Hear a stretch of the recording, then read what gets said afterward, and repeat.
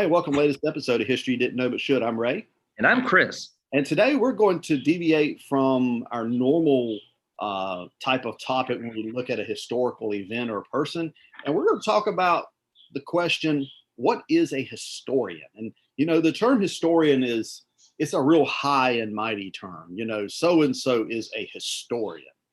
But when we think about a historian, Chris, or when I think about a historian, one of the things that comes to mind in my library over here, I have a book from a church I grew up in, and it's just the history of the church in text and in pictures.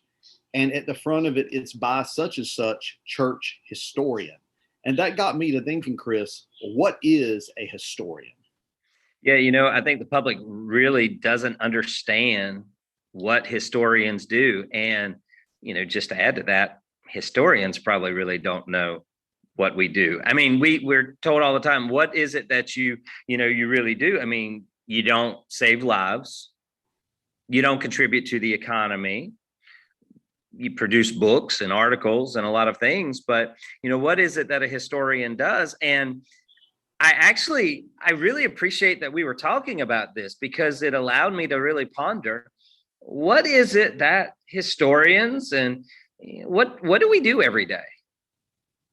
Yeah, it's a very good question. Now that you just depressed me with this, we don't contribute to the economy, we don't save lives. I had felt really good about myself until you said that, but it is a good question. What does a historian do? Are there different levels of historians? So I think maybe the best place to start with this, Chris, is just maybe look at the importance of a historian.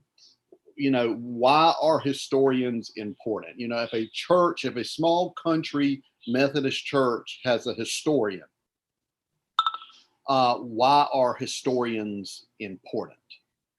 Well, and let's do this, because when we're teaching a class and it's on whichever topic it might be, it's inevitable that one student is always going to ask the question, why do I need to know this? Right. Why is this important? Why does this matter? And so I think we start there, and let's ask this question. Is our memories useless? Are our memories not important? No, we would all say that memory is an essential part of our lives, right? I mean, we remember when we really, really mess up, and we remember that hopefully with the intention we won't do it again.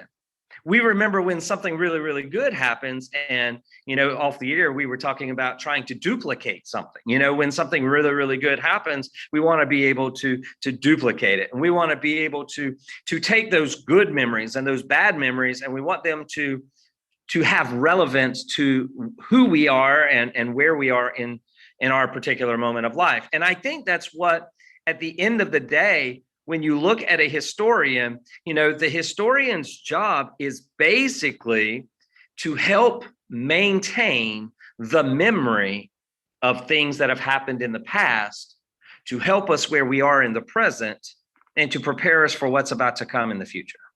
Yeah, maintaining that memory, not forgetting about what had happened. But not only just not forgetting about what had happened, but asking questions about what had happened.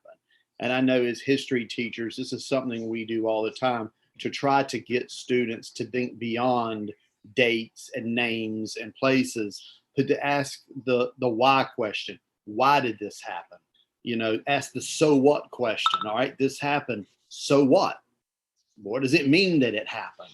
Why did it happen? What are the consequences of it? So historians, I think, do that as well. We take the past and we work to make sure people remember the past, whether it be students or people in the general public or whoever. And then at the same time, we want to ask questions about the past, because I think, Chris, that asking the right questions about the past, that's where we learn our lessons from the past. Yeah, it's all about asking the right question. I think that you're exactly right. And so many times the problem comes in which people will take a 30-second soundbite, a paragraph in a textbook, or maybe something on social media, or even an image, and without just really asking questions, but just looking at that at face value, we'll say, oh, so that's what happened, or that's why that occurred, or oh, that's what that meant.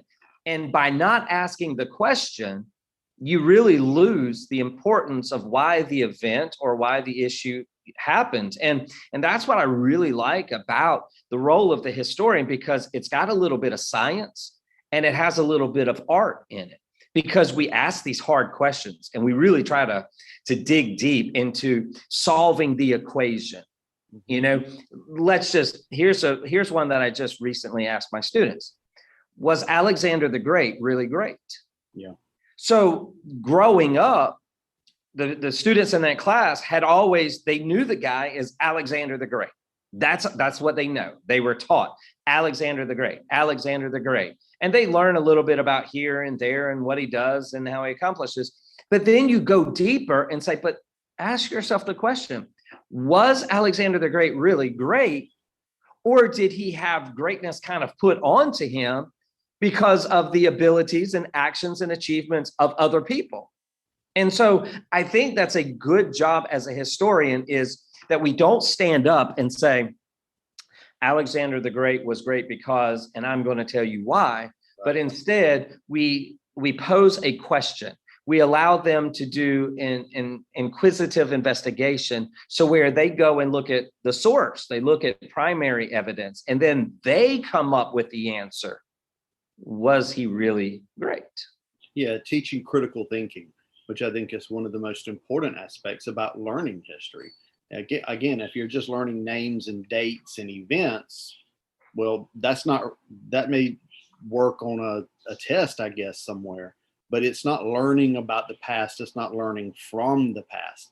Asking those questions, was Alexander really great? If so, why was he really great?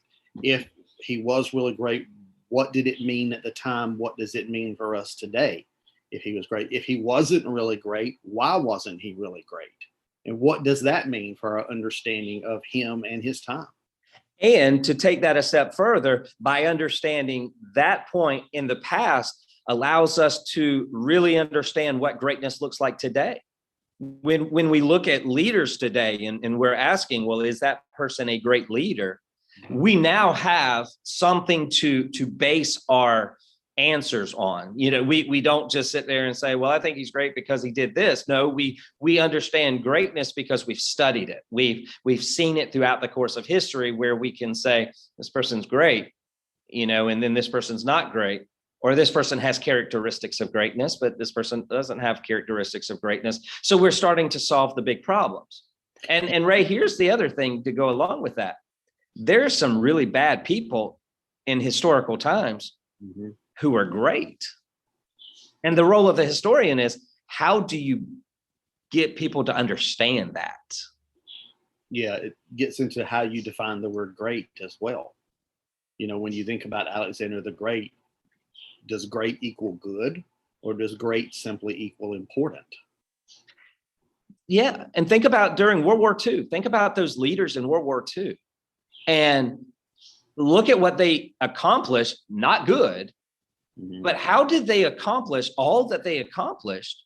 The leaders of the Soviet Union, the leaders of Italy, the leaders of Germany. How were they able to convince a group of people that what they were doing was right, when it's very clear in our understanding today that it was wrong? How do you get that movement to happen? Yeah, and I think that's a question when you're talking about that, that's very relevant today in our political atmosphere right now, where everybody is running to extremes. So the historian asks questions. The historian brings back the memory of what had happened and asks questions about what had happened. And you know, Chris, sometimes one thing, and I know you hear this all the time, I hear it all the time, is, well, you study and teach history. That must be nice because, you want to fill in the blank, history never changes. And my response to that is, history is always changing, not the events of history. Those don't change, but our understanding of those events and how we can apply the lessons from those events to our day to day. But not only that, I guess that's sort of the big picture way, but it can also change with a letter. Uncover a letter. Recently, there was a letter, a lost letter of George Washington found. And, historians of George Washington were very excited about this new letter and what new information it may paint on George Washington, specifically in that case, the issue of religion. I don't think it really gave us much new information, but the point is that a letter can give you information you did not have. An archaeological discovery, when you think about Jamestown and what they've discovered there, the Jamestown Project, and the archaeology, what archaeology has uncovered there about the relationship between the Powhatan and the Jamestown settlers, that goes beyond what we've learned in textbooks, and maybe starts changing the picture, making the picture a little bit more complicated than we thought it was. Yeah, and I think the other thing that goes along with that, you mentioned the letter that you were referring to. If someone who has no interest in history, someone that's really just not interested, if they were to read that letter, they would say, I don't get it. I'm frustrated by it. The language doesn't make sense. The writing is weird. It's just too difficult. And within 30 seconds, they're done. Yeah. But the historian has the opportunity to take that letter and to make it come alive and to put it in modern day translation, modern day understanding, and allowing them to be able to see how that happens. That being a historian and seeing a student's light go off when they get that, right? It's just like, wow, okay, I really enjoyed this. I give you a perfect example. In a class, we were talking about the Declaration of Independence, and we were looking at the Declaration of Independence, and they had to not only just know it, but they had to be able to recite parts of it. And the way that I wanted them to really be able to understand that was to take the Declaration of Independence and to compose a tweet using emojis and basic 21st century language to share what the Declaration of Independence looks like in today's society. Students had a blast with it. Right. And I learned a lot. I learned stuff about emojis that I never thought that I would learn. I had no idea that Ray, did you know that the emoji of a skull, right? There's some emoji that has a skull. And I thought, well, that must be scary. That must be bad. And evidently it means I'm dying laughing. I had no idea. I used it for my Halloween tweets. I forgot you're the master of tweeting, and I'm not. And no, I'm not. Apparently, I don't know anything. You used emojis, and but we as historians have a role where we have to make it fun. We have to make it relevant. And I think the other thing is, as you're mentioning with the letter and with other things, is that the whole point of this is that individuals will have and I'm going to use this word, an accurate knowledge of history. Ray, too often today in our society, I think people are using historical events to maybe distort things instead of providing an accurate knowledge of what history really is. Yeah, a political twist on history. I'm going to take this historical event, twist it a little bit in order for it to support my view. And I think that's why it is so important that you have historians in a society at all levels, and that those historians are not only, like we said, maintaining the memory of the past, but asking questions about the past and being willing to go back and say, okay, well, this is what this particular person has said. Let's go back and see what actually happened or what actually was said. And there's a lot of examples of that. Some of them are funny, some of them are sort of tragic, but one that was recent was when a former president said that Thomas Jefferson wrote the Constitution.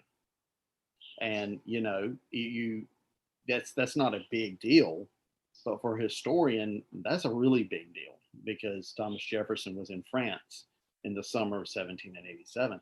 But that's a minor way of showing how important it is to have historians, and that historians are essential in a society, whether it's in a church, a college, a state, the national world, whatever. Historians are absolutely essential. And it allows us to preserve the past and to treasure the past and to acknowledge all of the things that took place. And, Ray, I think it's important that our listeners might be thinking, okay, so historians are people who write books or articles, or they teach in the classroom. However, people come into contact with historians in a variety of different ways. It's not just necessarily in a classroom or, in a bookstore, but we find historians everywhere. Yeah, you got family historians, people who, they work at a bank or they work in a factory, and they are sort of the keepers of their family history. And that person is a historian. They go through, they've got copies of birth certificates, maybe death certificates. They've got all sorts of documents, military discharge papers, whatever, and they're keeping a history of their family. And we talked earlier about the church historian, at the Methodist Church, that you have this person whose job it is to record the history of that church. We have people that are listening today who have recently gone on to ancestry.com or ancestrytree.com. I might not have that right, but they're going back, seeing who their great grandfather was. And that's the role of a historian. You're finding all of these unique things about, because you'll see where your family comes from. What is their trace, their origins. And that's the role of a historian. If you were to go to a museum and you're walking around and you're just observing, and you see that there are people there working in the museum, they're historians. They're people who have studied that particular artifact, that particular section that they're working in. They can tell you the stories. I know when I go and visit these places, such as I'll use the one that you're familiar with, Mount Vernon, right? So when you go to Mount Vernon and you take the tour and you see where he lived, those are historians. Those are people who have studied, and they understand that why the wallpaper is the way that it is, or the paper's the way, or why the room is set up. I mean, they have these tidbits of information that are just excellent. And it's important that we have that in order to properly understand the past, right. Properly understand, again, whether it's your own background, your family, a church, a business, whatever. Now, of course, a lot of people think, when they think, like you've already said, they think of historian, they automatically go to someone who writes books. And by the way, and we can sort of sidetrack here, Chris, if you want to, history books. I have a pet peeve, and I don't know if this is going to be something you're going to share. We have not discussed this, but one of my pet peeve with history books is history books that are dry and complicated. I like history books that are written to the average person. History, in my opinion, should be accessible to all people, not just to people with bachelor's degrees, or doctorate degrees in the subject. Yeah, I agree with you 100%. I've actually found myself enjoying more historical fiction that takes aspects of history, but then turns it into a really good story, and that allows you to go back and look at some things. I'll go back, look at Lin-Manuel Miranda. Look what he did with Hamilton, the Broadway show. People love the Broadway show. It's renewed interest, not just in Alexander Hamilton, but in the founding fathers. That's led to other Broadway shows. That's led to movies.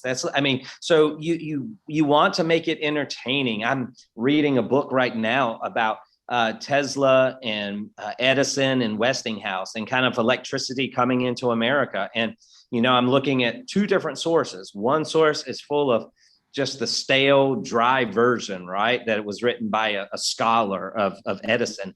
And I'm like 10 pages into it because I'm just falling asleep with it. Yeah. But I'm reading this other book that details the animosity between all three, and I can't stop reading it. I can't put it down. And I know you've got books like that as well, because it tells the story in a way, and that is the role of a historian. You have to put it in a way in which the public can not only just understand, but that they can be educated and also entertained.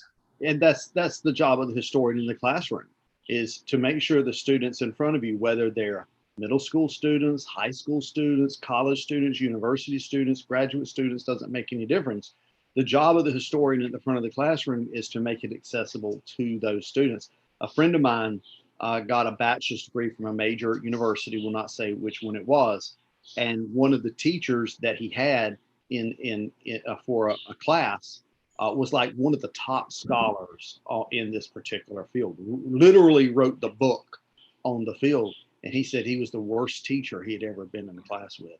And okay, the man wrote a book that was very good and still holds up today, but the man did not know how to adequately share that with the students sitting in front of him. And actually, a friend of mine got, points knocked off of a paper because it wasn't scholarly, quote unquote. It was written on a more popular level. And it's like, but that's where history should be. It should be available, in my opinion anyway, to the average person. Yes, I agree 100% on that. And in addition, I think it is important that historians are using the talents and the ways that you just shared by also training future historians. Yeah. I don't want to say it's becoming a dying art, but there's a lot of just being drawn away from it, right? And so it's important that we do make our courses interesting, that we make our writings interesting. Oh my gosh, I hope this podcast is interesting. Yeah. I hope. Really? I hope that when people tune in, sleep. Yes, I hope when people tune in that they are entertained as well as educated. But I think it's important that we're trying to get people to become passionate and interested about history. And here's the great thing. You can choose whatever you want to study and be a historian. Take a topic you're interested in, go and study the aspects of it and figure it out. And so it's not limited to a particular equation or a particular theory, but you can go in so many different directions and really dig deep to find out the meaning behind the particular event. Yeah. And, we work at the community college level. And it's amazing. We've had numerous students graduate from our program, general college transfer program, go on to major university and major in history and come out as history teachers. One recently went off and earned a master's degree in history. So is now working in Washington, D.C. So, history, I sort of lost my place there, but I think history it's important. Students can find it interesting once they find that knack that interests them. World War II history doesn't interest me all that much, but revolutionary early American history interests me an awful lot. So it's just about finding that area that you're interested in and I guess zoning in on it. And the wonderful thing today, if you are interested in going in a more academic direction, there are a lot of programs that are available to people now online.